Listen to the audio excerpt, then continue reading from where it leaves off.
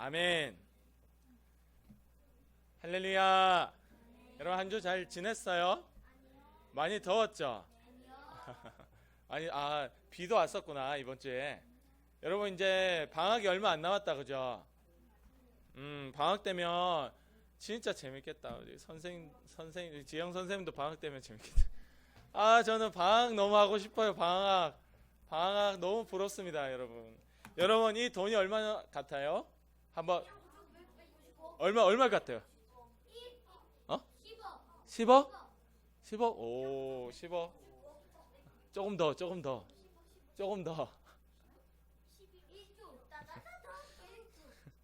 10억 맞습니다. 난 어떻게 10억인 걸 아니? 똑똑하다. 응? 뭐라고? 10억입니다. 여러분, 10억이 생긴다. 젊은 사람들에게 물어보는 거예요. 만약에 10억을 준다 하면 나 대신 감옥에 한번 들어갔다 와줄 수 있습니까? 라고 물었더니 대부분 뭐라고 대답했을까요? 예라고 대답한 거예요. 예라고. 친구들 그래도 이렇게 어릴 때 머리가 똑똑하고 이렇게 매주 하나님 앞에 나오니까 말씀을 잘 들어서 하나님 앞에 죄 지면 안 돼야지 이런 생각이 있으니까 10억이 중요하지 않다. 근데 10억의 가치 친구들이 아직 잘 몰라서 그런 거예요. 여러분 10억을 줄 테니까 감옥에 잠깐 6개월만 들어갔다 와. 갔다 올 수 있지 10억인데. 죄 지을 수 있지 10억인데 라고 생각하는 사람들이 대부분이더라. 여러분 10억이 생기면 뭐 하고 싶어요? 강아지 키우고 싶어요? 핸드폰도 사고 게임도 사고 닌텐도에 이거는 집에 컴퓨터다 가죠. 햄버거 10억을 사면 10억이 있으면 햄버거를 먹고 싶다. 여러분 돈으로 많은 것들을 할 수 있잖아요. 누가 그렇게 얘기하더라고요. 너희가 돈이 있어도 행복하지 못하는 것은 돈이 더 많이 없어서 그런 거 아닐까, 돈이 좀 부족해서 그런 거 아닐까 라고 한번 생각해보라 라는 말이 있을 정도로 돈이 있으면 뭐든지 다 할 수 있다라고 생각하는 것이 우리들의 인생입니다. 여러분 우리 간사님도 마찬가지예요. 내게 돈 조금만 매달 100만 원만 누가 더 줬으면, 매달 200만 원만 누가 더 줬으면 진짜 여유롭게 여행 다니면서 그렇게 행복하게 살 텐데 라는 생각을 간사님도 자주 합니다. 여러분 돈이 있고자 하는 것이 우리 모두의 마음속에 다 이런 마음들이 있다라는 거예요. 왜냐? 돈이 있어야 먹고 돈이 있어야 살고 돈이 있어야 있기 때문에 그렇게 된다라는 거예요. 성경이 이걸 너무나 잘 아니까 너희가 돈과 하나님을 동시에 섬길 수가 없다라고 이야기하고 있습니다. 마치 돈을 우리가 섬기는 어떤 존재처럼 높여놓았어요. 그리고 하나님과 같은 자리에 딱 올려놓고 너희가 하나님을 섬기든지 돈을 섬기든지 둘 중에 하나를 선택해라 라고 얘기할 정도로 하나님은 우리의 마음속에 돈을 사랑하는 욕심이 있다라는 것을 너무나 잘 알고 있더라라는 거예요. 이때 이스라엘 백성들도 유다하고 마찬가지입니다.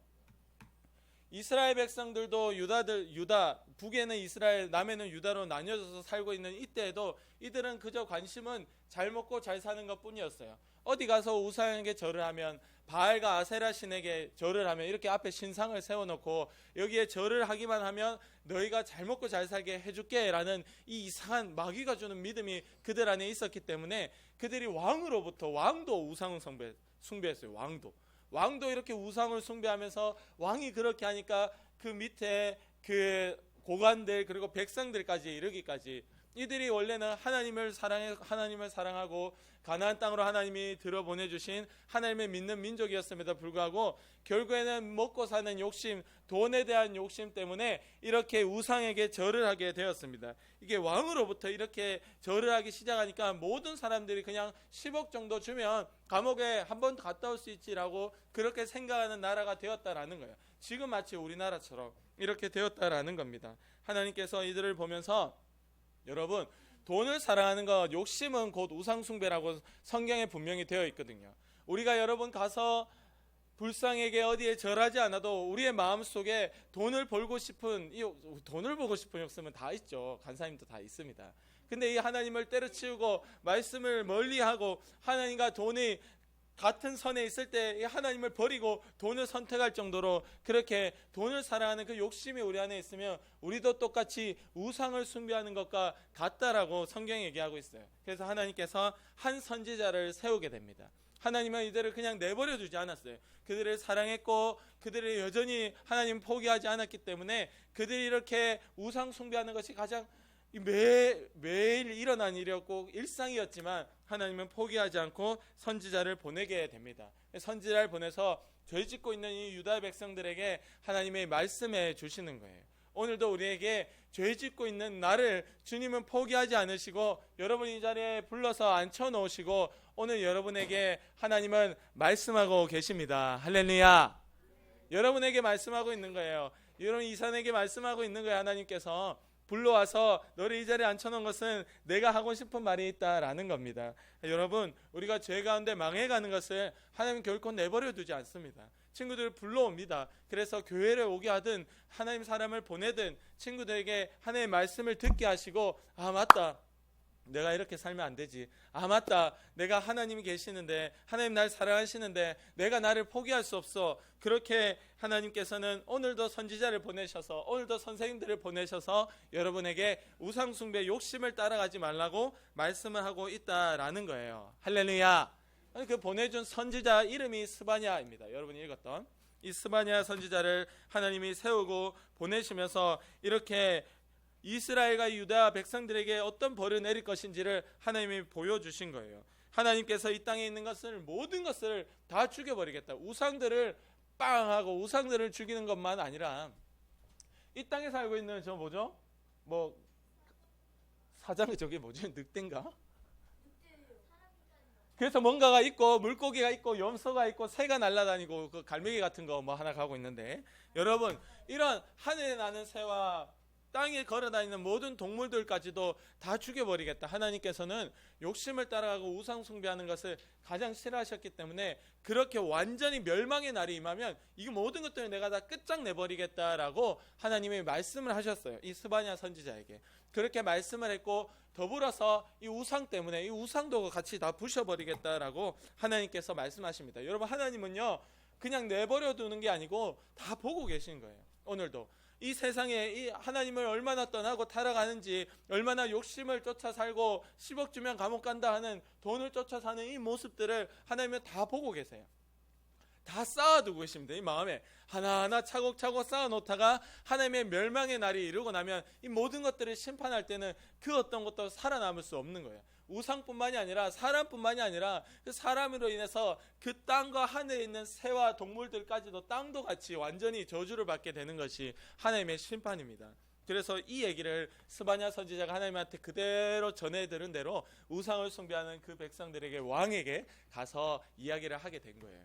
그랬더니 그 멸망의 날이 임한다라고 하니까 사람들이 다 엉엉 울면서 이제 어떡하지? 심판의 날 여호와의 날은 이런 멸망의 날이 우리에게 있다라는 것을 듣고는 사람들이 당황을 했습니다. 어떻게 해야 될까?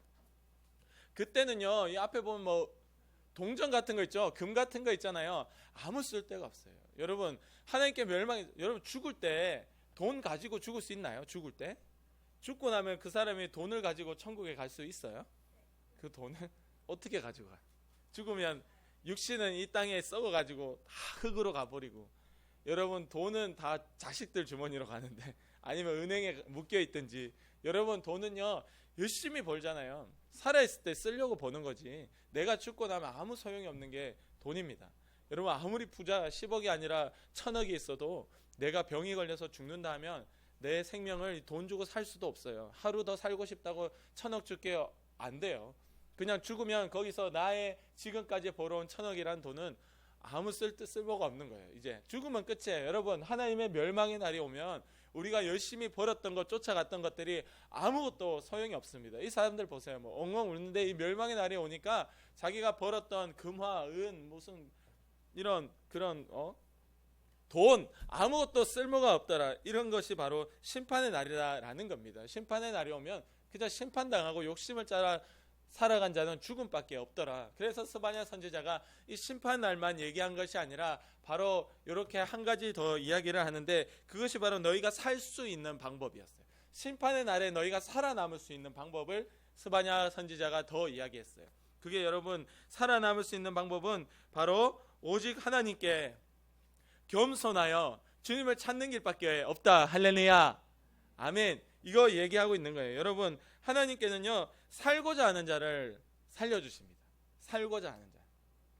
여러분, 교회 나올 때 뭐 여러 목적을 가지고 나왔잖아요. 친구들 만나니까 좋아서 나왔고, 또 뭐 매주 그냥 가니까, 주일만 되면 교회, 그리고 또 엄마 아빠가 교회 다니시니까 뭐 아기 때부터 가다 보니까 가게 됐다, 뭐 이런 여러 이유들이 있겠지만은 간사님 여러분 분명히 얘기하고 싶어요. 여러분, 교회에 나오는 이유는 여러분이 살려고 나오는 거예요. 살려고. 내 영혼이 살아야 되고, 여러분 교회에 나오지 않고 하나님을 마음에 모시지 않는 친구는 무엇이 마음에 들어올까요? 하나님을 마음에 모시지 않는 친구는 그 마음에 마귀가 들어옵니다. 귀신이 들어옵니다. 그래서 나에게 계속 얘기해요. 나를 속여요. 나를 막 계속 거짓말을 하고 나를 두렵게 만들어요. 그게 마귀가 하는 일이에요. 여러분에게 찾아오면 마귀는 여러분을 속입니다. 여러분을 두렵게 합니다. 여러분이 아무것도 못하게 합니다. 결국 여러분 자신을 다 잃어버리게 만드는 것이 마귀가 하는 일이에요. 하나님을 여러분 마음에 두지 않으면 그런 일이 일어난다라는 거예요. 그러니까 여러분, 교회에 나오는 것은 바로 이 하나님을 내 마음에 두려고 나오는 거예요. 내가 오늘 마귀에게 속고 귀신이 내 안에 가득해서 그 죽음의 길 가는 그거 피하려고 가는 거예요. 간사님이 이번 주에 어떤 사람이 이런 질문을 했어요. 어떤 목사님께서 SNS 공간에서 이런 질문을 한 거예요. 만약에 하나님을 만나지 못했더라면 당신은 어떻게 살았겠습니까? 라고 질문을 한 거예요. 근데 간사님 거기에 댓글을 달았습니다. 저는 하나님을 만나지 못했더라면 이 세상에서 제일 쓰레기처럼 살다가 아마 금방 자살을 해서 젊은 나이에 죽었을 것입니다 라고 답글을 달았어요. 왜냐하면 간사님이 여러분 나이만 할 때 우울증이 있었어요. 우울증이. 그래서 높은 데만 가면 뛰어내리고 싶고, 물만 보면 뛰어들고 싶고, 죽고 싶다는 생각을 너무 많이 했어요. 그래서 초등학교 때 죽으려고 물에 뛰어든 적도 있었어요. 간사님 그때 얘기도 한번 한 적 있죠.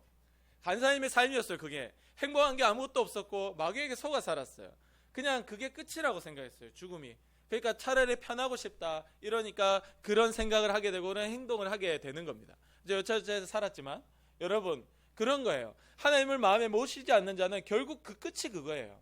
여러분, 하나님 마음에 모시지 않으면 여러분 살아가면서 술에 중독될 수 있고, 폭력에 중독될 수도 있고, 여러 가지 여러분을 찾아서 속이는 많은 소리에 속아 살다가 결국에는 여러분도 망하고 여러분 주변도 망하고 영원한 지옥에서 고통당하게 되는 그 망하게 하는 놈이 마귀인데, 그 마귀가 내 마음에 들어오지 않으려면 내 마음에 하나님을 모시는 방법밖에 없고, 하나님께 살려고 나오는 이것이 바로 하나님께서 구원해 주시는 겸손, 하나님께 살려고 주일날 친구들이 나와서 말씀을 듣는 이것이 바로 심판의 날에 하나님의 심판을 피할 수 있는 유일한 방법이다. 할렐루야, 아멘. 그러니까 우리는 집에 있으면 심판의 날에 피할 수가 없어.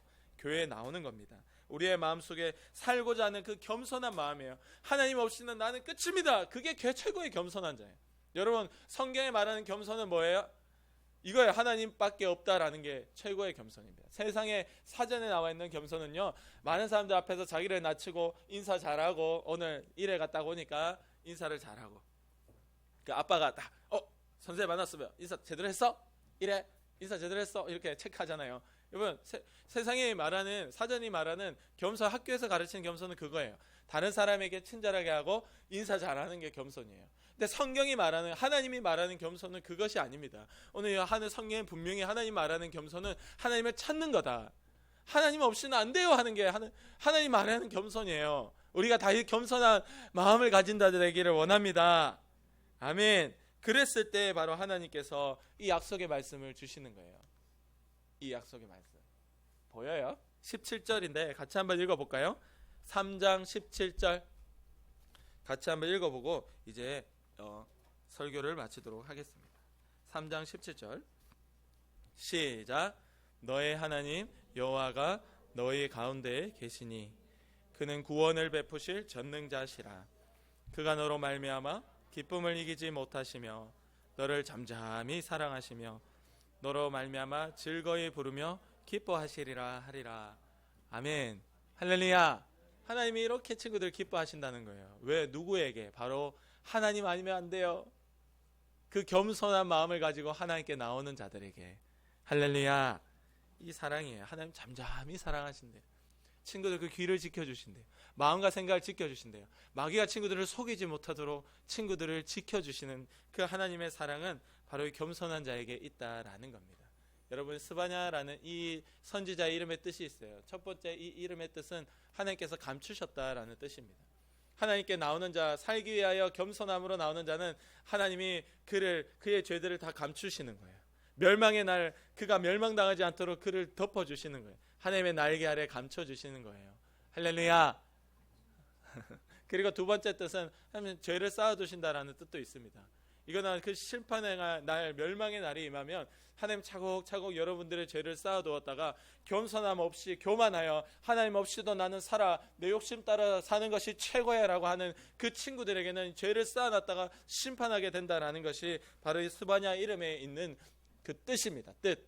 그래서 우리 친구들이 이것을 알고 여러분 안에 죄를 쌓아두는 것이 아니라 항상 살기 위하여 하나님께 나와 예배하고 기도하는, 살기 위하여 발버둥 치고 살기 위하여 하나님께 매달리는 우리 유초등부 친구들에게 원합니다. 아멘. 기도드리겠습니다.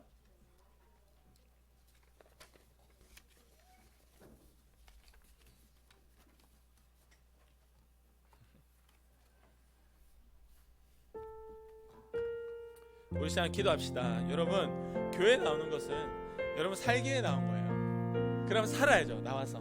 근데 나와서 다른 거 하고 뭐 이러면 여러분 못 살아요.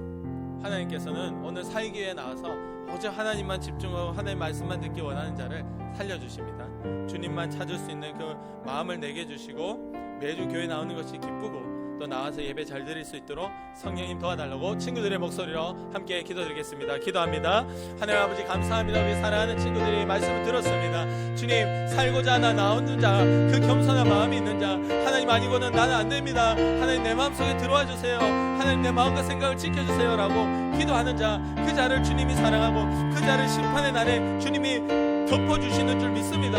아버지, 사랑하는 친구들이 이렇게 하나님께 나올 때마다 하나님께 집중하고 하나님만 찾고 하나님만 사랑하고 하나님만 섬길 수 있도록 도와주시옵소서.